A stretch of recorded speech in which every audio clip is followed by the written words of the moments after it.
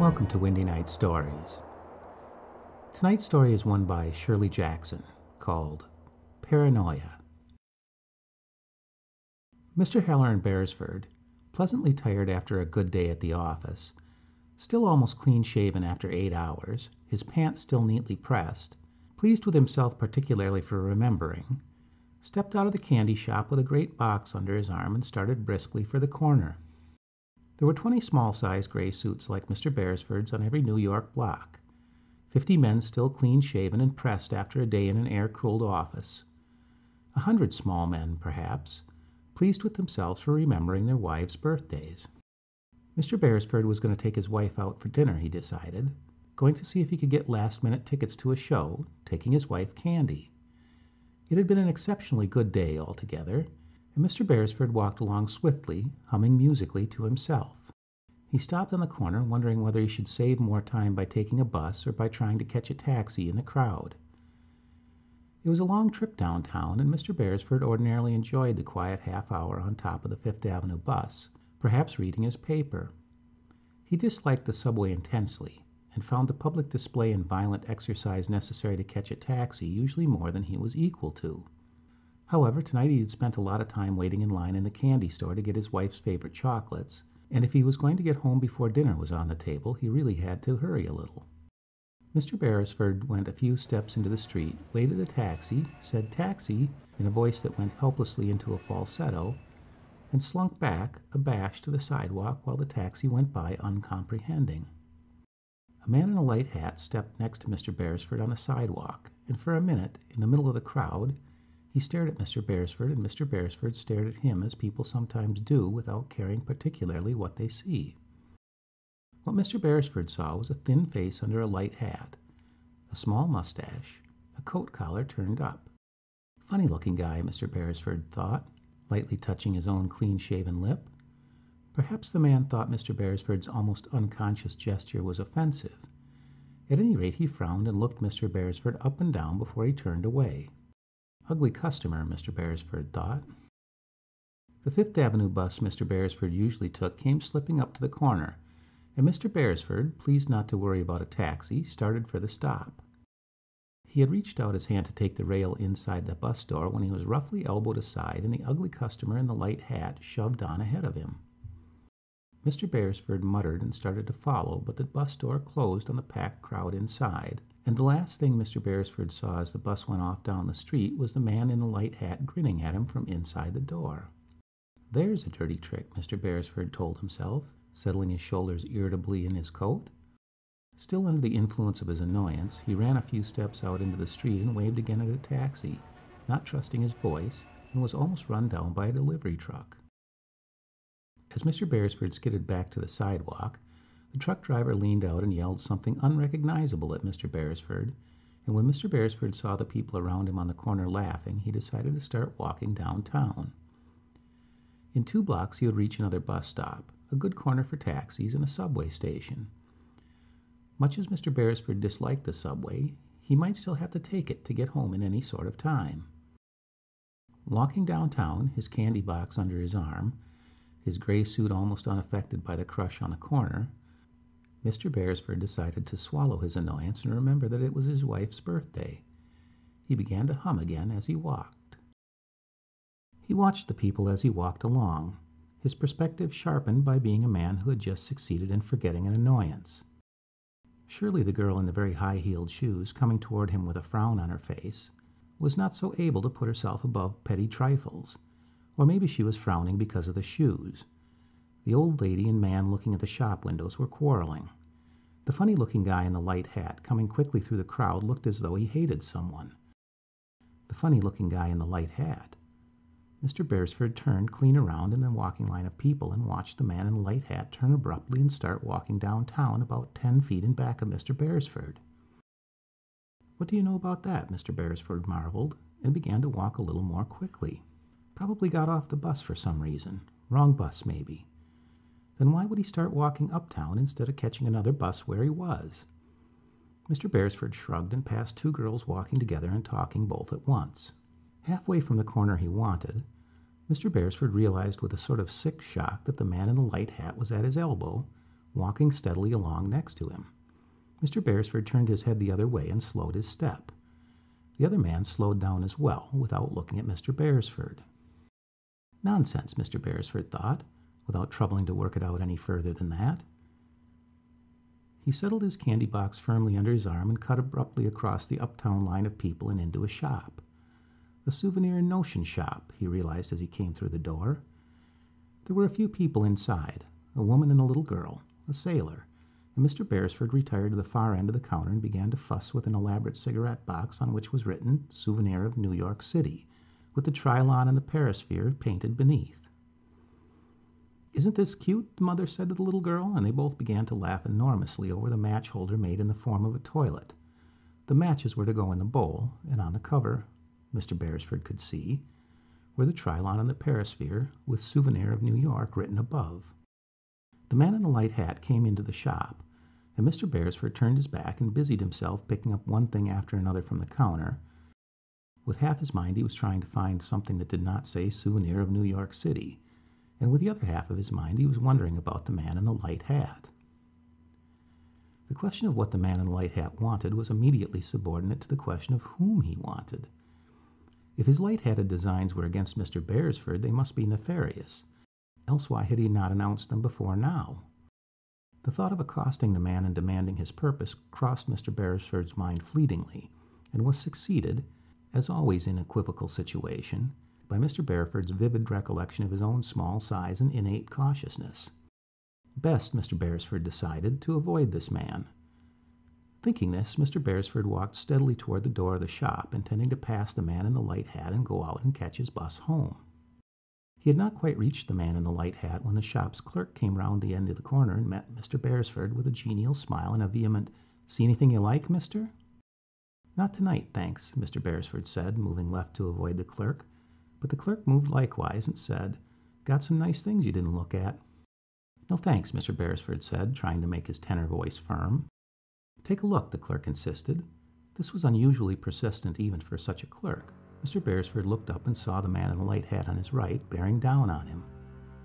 Over the shoulders of the two men he could see that the shop was empty.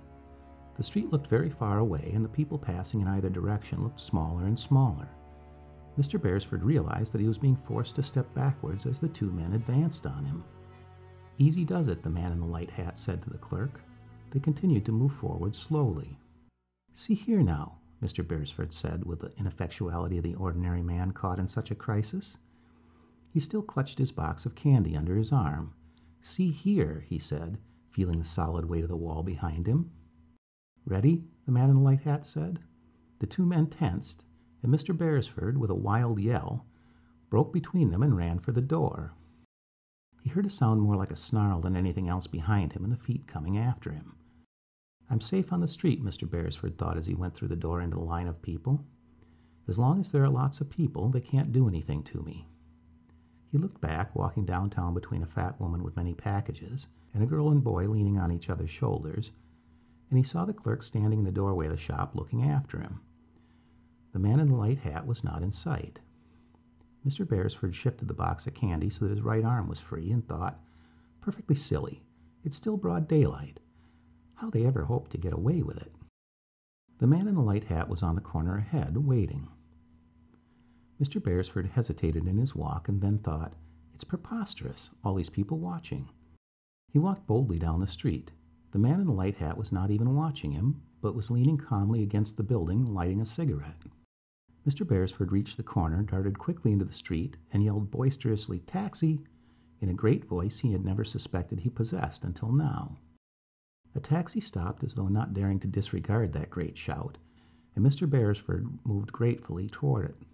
His hand was on the door handle when another hand closed over his, and Mr. Beresford was aware of the light hat brushing his cheek. "Come on if you're coming," the taxi driver said. The door was open, and Mr. Beresford, resisting the push that urged him into the taxi, slipped his hand out from under the other hand and ran back to the sidewalk. A crosstown bus had stopped on the corner, and Mr. Beresford, no longer thinking, hurried onto it, dropped a nickel in the coin register, and went to the back of the bus and sat down. The man in the light hat sat a little ahead between Mr. Beresford and the door. Mr. Beresford put his box of candy on his lap and tried to think. Obviously, the man in the light hat was not carrying a grudge all this time about Mr. Beresford's almost unconscious gesture toward his mustache, unless he was particularly sensitive. In any case, there was also the clerk in the souvenir shop. Mr. Beresford realized suddenly that the clerk in the souvenir shop was a very odd circumstance indeed. Mr. Beresford set the clerk aside to think about it later and went back to the man in the light hat. If it was not the insult to the mustache, what was it? And then another thought caught Mr. Beresford breathless. How long, then, had the man in the light hat been following him? He thought back along the day. He had left his office with a group of people, all talking cheerfully, all reminding Mr. Beresford that it was his wife's birthday. They had escorted Mr. Beresford to the candy shop and left him there. He had been in his office all day except for lunch with 3 fellows in the office. Mr. Beresford's mind leaped suddenly from the lunch to his first sight of the man in the light hat at the bus stop. It seemed that the man in the light hat had been trying to push him onto the bus and into the crowd instead of pushing in ahead. In that case, once he was on the bus, Mr. Beresford looked around. In the bus he was riding on now, there were only 5 people left. One was the driver, one was Mr. Beresford, one was the man in the light hat, sitting slightly ahead of Mr. Beresford. The 2 others were an old lady with a shopping bag and a man who looked as though he might be a foreigner. Foreigner, Mr. Beresford thought while he looked at the man. Foreigner, foreign plot, spies. Better not rely on any foreigner, Mr. Beresford thought. The bus was going swiftly along between high, dark buildings. Mr. Beresford, looking out the window, decided that they were in a factory district, remembered that they had been going east, and decided to wait until they got to one of the lighted, busy sections before he tried to get off. Peering into the growing darkness, Mr. Beresford noticed an odd thing. There had been someone standing on the corner beside the sign saying bus stop, and the bus had not stopped, even though the dim figure waved its arms. Surprised, Mr. Beresford glanced up at the street sign, noticing that it said East 31st Street. At the same moment, he reached for the cord to signal the driver that he wanted to get off. As he stood up and went down the aisle, the foreign-looking man rose also and went to the door beside the driver. Getting off, the foreign man said, and the bus slowed. Mr. Beresford pressed forward, and somehow the old lady's shopping bag got in his way and spilled, sending small items, a set of blocks, a package of paper clips, spilling in all directions. "Sorry," Mr. Beresford said desperately as the bus doors opened. He began to move forward again, and the old lady caught his arm and said, "Don't bother if you're in a hurry. I can get them, dear." Mr. Beresford tried to shake her off, and she said, "If this is your stop, don't worry. It's perfectly all right." A coil of pink ribbon was caught around Mr. Beresford's shoe. The old lady said, "It was clumsy of me, leaving my bag right in the aisle." As Mr. Beresford broke away from her, the door closed and the bus started. Resigned, Mr. Beresford got down on one knee in the swaying bus and began to pick up paper clips, blocks, a box of letter paper that had opened and spilled sheets and envelopes all over the floor. "I'm so sorry," the old lady said sweetly. "It was all my fault, too." Over his shoulder, Mr. Beresford saw the man in the light hat sitting comfortably. He was smoking, and his head was thrown back, and his eyes were shut. Mr. Beresford gathered together the old lady's possessions as well as he could, then made his way forward to stand by the driver. "Getting off," Mr. Beresford said. "Can't stop in the middle of the block," the driver said, not turning his head. "The next stop, then," Mr. Beresford said. The bus moved rapidly on. Mr. Beresford, bending down to see the streets out the front window, saw a sign saying bus stop. "Here," he said. "What?" the driver said, going past. "Listen," Mr. Beresford said. "I want to get off." "It's okay with me," the driver said. "Next stop." "You just passed one," Mr. Beresford said. "No one waiting there," the driver said. "Anyway, you didn't tell me in time." Mr. Beresford waited. After a minute, he saw another bus stop and said, "Okay." The bus did not stop, but went past the sign without slowing down. "Report me," the driver said.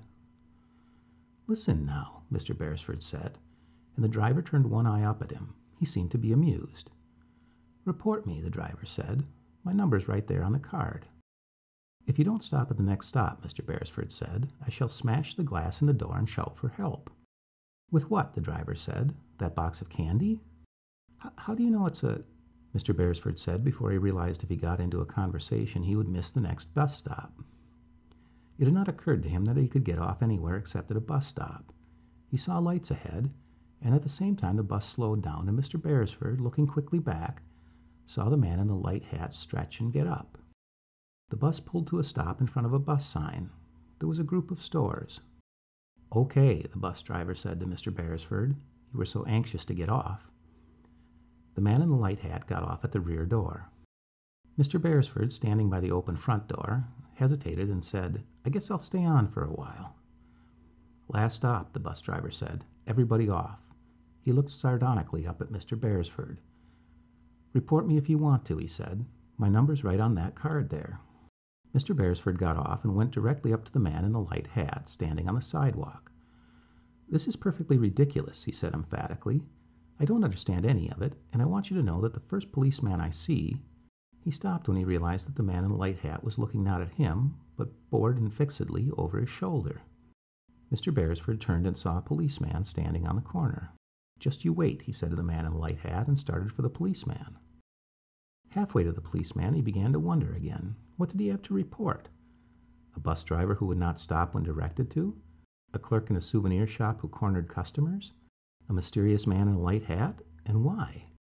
Mr. Beresford realized that there was nothing he could tell the policeman. He looked over his shoulder and saw the man in the light hat watching him. Then Mr. Beresford bolted suddenly down a subway staircase. He had a nickel in his hand by the time he reached the bottom of the steps, and he went right through the turnstile. To the left was downtown, and he ran that way. He was figuring as he ran, "He'll think if I'm very stupid, I'll head downtown. If I'm smarter than that, I'll go uptown. And if I'm really smart, I'd go downtown. Does he think I'm middling smart or very smart?" The man in the light hat reached the downtown platform only a few seconds after Mr. Beresford and sauntered down the platform, his hands in his pockets. Mr. Beresford sat down on the bench listlessly. "It's no good," he thought. "No good at all. He knows just how smart I am." The train came blasting into the station. Mr. Beresford ran into one car and saw the light hat disappear into the next car. Just as the doors were closing, Mr. Beresford dived, caught the door, and would have been out except for a girl who seized his arm and shouted, "Harry! Harry, where in God's name are you going?" The door was held halfway open by Mr. Beresford's body, his arm left inside with the girl, who seemed to be holding it with all her strength. "Isn't this a fine thing?" she said to the people in the car. "He sure doesn't want to see his old friends." A few people laughed. Most of them were watching. "Hang on to him, sister," somebody said. The girl laughed and tugged on Mr. Beresford's arm. "He's going to get away," she said laughingly to the people in the car, and a big man stepped up to her with a grin and said, "If you got to have him that bad, we'll bring him in for you." Mr. Beresford felt the grasp on his arm turn suddenly into an irresistible force that drew him in through the doors, and they laughed behind him.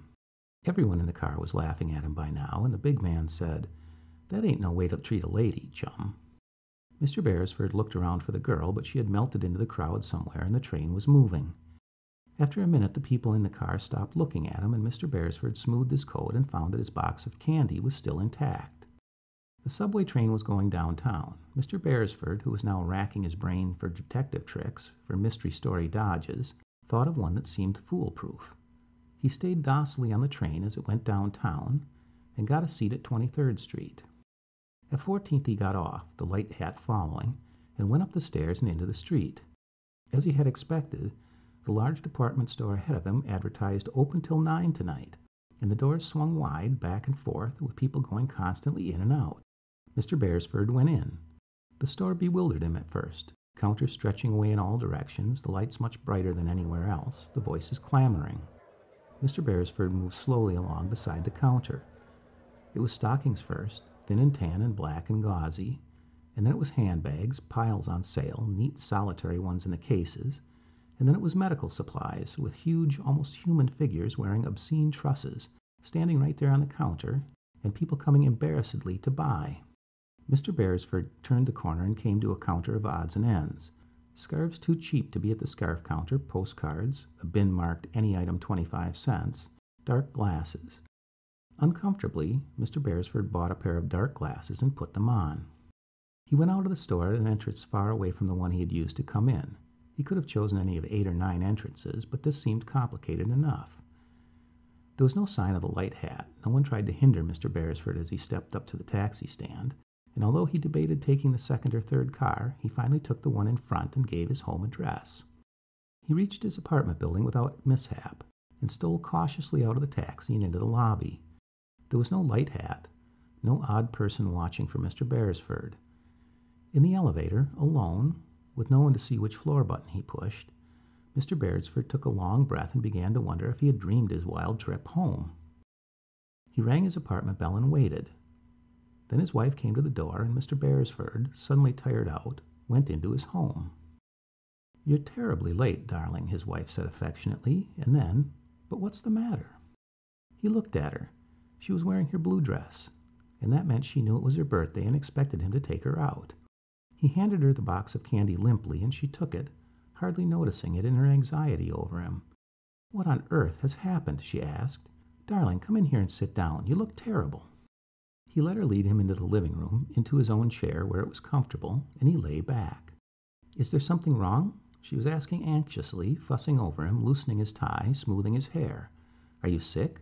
Were you in an accident? What has happened?" He realized that he seemed more tired than he really was, and was glorying in all this attention. He sighed deeply and said, "Nothing. Nothing wrong. Tell you in a minute." "Wait," she said. "I'll get you a drink."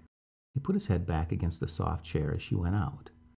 "Never knew that door had a key," his mind registered dimly as he heard it turn. Then he was on his feet with his head against the door, listening to her at the telephone in the hall. She dialed and waited. Then, "Listen," she said. "Listen, he came here after all. I've got him." The end.